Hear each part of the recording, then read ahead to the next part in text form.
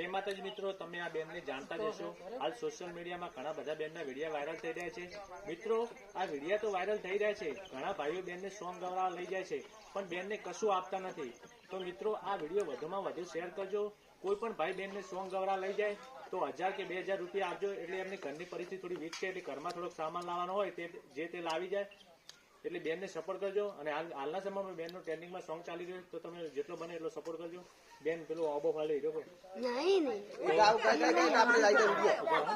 કારણ કે એ તો ટ્રેન્ડિંગમાં ગાયું છે. આબો ફાલ્યો અમાર ફૂલડે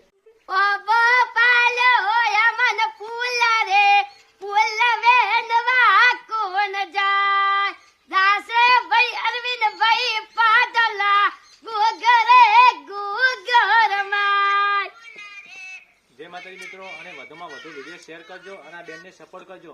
અને મારી ખાસ નમ્ર વિનંતી છે કે જે ભાઈ પણ આ બેનને સ્ટુડિયોમાં લઈ જાય તો થોડા ઘણા પૈસા આપતા રહેજો.